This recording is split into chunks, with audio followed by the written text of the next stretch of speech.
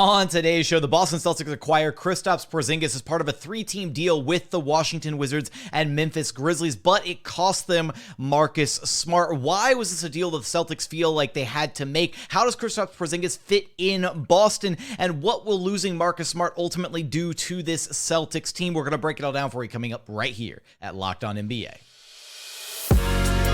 You are Locked On NBA, your daily NBA podcast. Part of the Locked On Podcast Network, your team every day.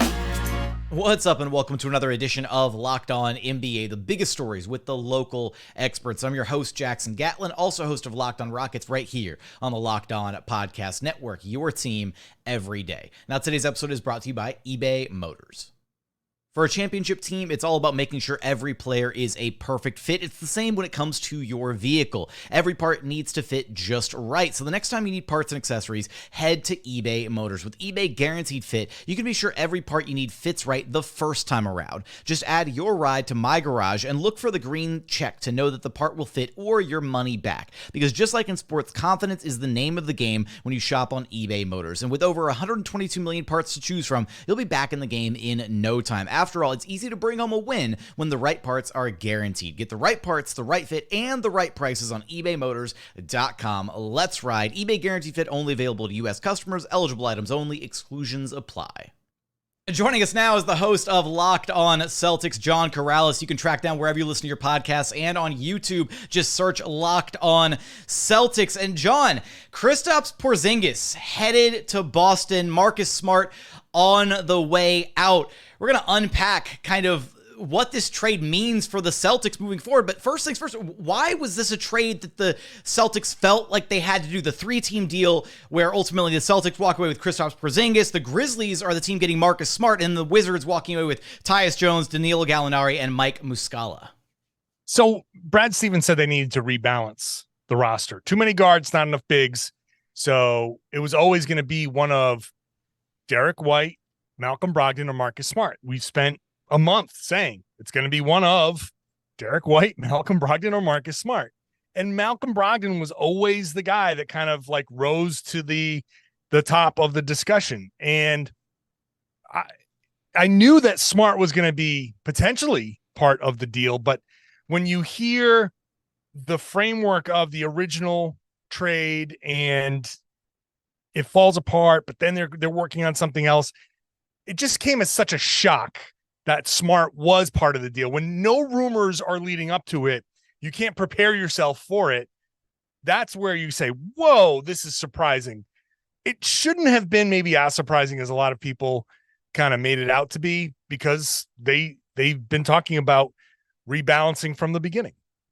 And now I want to talk about what Porzingis brings to this Celtics team. But first, with Marcus Smart, right? How difficult is it to lose a guy like Marcus Smart, who at times is looked at as almost like the heart and soul of this Celtics team for a while now? Yeah, it's going to be hard to measure, right? Because the counting stats, you look at it and you say, why are you upset about that? Obviously, we know that he was a defensive player of the year. He has the ability to make some incredible plays. It's an intangible thing with him. He always seems to find a way to make the right play, to get that diving save, to get a big offensive rebound or make a big block shot. And it's the timing of the plays that he makes.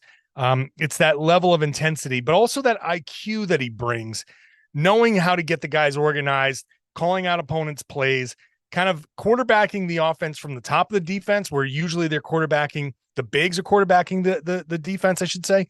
That's where you miss Marcus Smart. He's the team's best passer.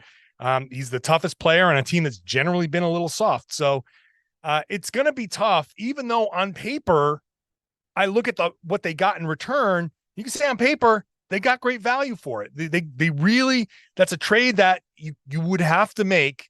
Even I, as a smart guy, a Marcus Smart guy, I'm not very smart, but as a Marcus Smart guy, I would say I have to make that trade. But it's going to be tough. Theoretically, there's a lot that works, but in practical application, we're going to have to see it. Yeah, it's going to take some, again, talking about rebalancing the roster, right? And that's going to be a big void, even if the counting stats are there, right? Even if Porzingis brings a lot of production, right? Who fills those shoes that Marcus Smart has occupied for so long? Now, when you do look at a guy like Porzingis, right? Insanely talented, right? Kind of adds to an area of need for this Celtics team, giving them another very versatile big to kind of play around with and figure out how they can mix and match certain lineups. What specifically does Porzingis bring to the Celtics team that they were missing so much that they felt the need to have to move on from Marcus Smart? Well, he brings a unique kind of skill set for a 7'3" guy, right? That's been what he brings to everybody. They're counting on him being able to do some of the things like catch the ball in the post. When the Celtics have gotten into their worst trouble, a lot of it has been end of shot clock, trying to figure out what to do with the offense, and the two wings being unable to break down defenses. And so that's a great tool to have. 6 seconds left on a shot clock. You just dump it into a guy who's as tall as he is that can just shoot a comfortable turnaround jump shot over somebody in the post. So just kind of gives them another dimension.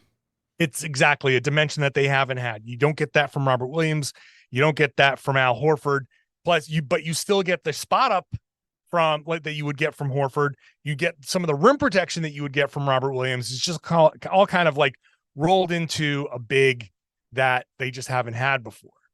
What do you imagine, at least right now with the players on the roster, the projected starting five to be? I know we still have free agency to navigate through and you know, the Celtics may be making some moves in that side of the offseason, but just right now with the players available, who do you think the starting five is? That's going to be the question, because a lot of it depends on Grant Williams and what do they do with Malcolm Brogdon and all of that. But I expect Derek White, Tatum and Brown, and Porzingis to be there. The question is, who's the fifth starter? Is it Robert Williams?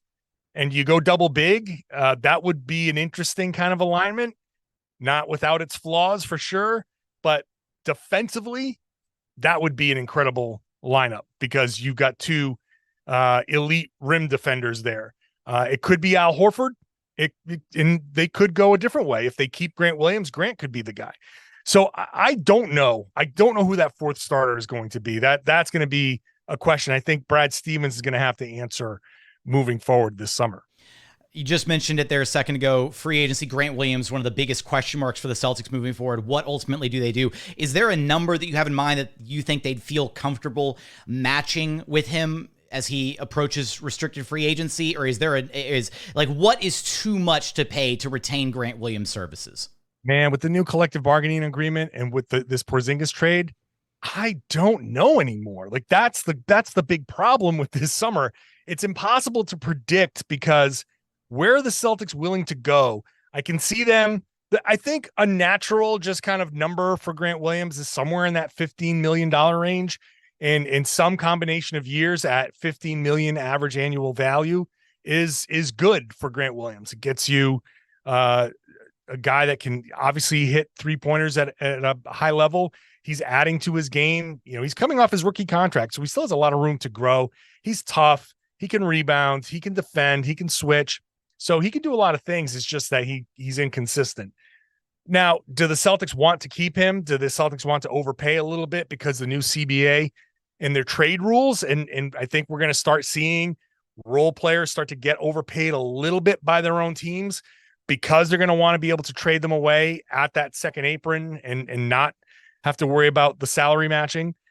So that's a possibility. Or this just could be a cost savings for the Celtics. And no matter what the number is, they may just decide either to not match or try to pull off a sign and trade now while they can do that and not face the ramifications of being hard capped.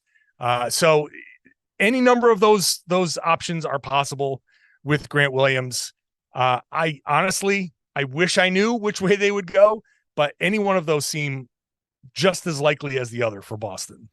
How will Kristaps Porzingis look wearing a Celtics jersey? What will the Celtics ultimately do in free agency? What moves will they make or not make? Will they keep Grant Williams? Of course, y'all are covered for all of that and more over at Locked On Celtics. John, I appreciate you stopping by Locked On NBA with me.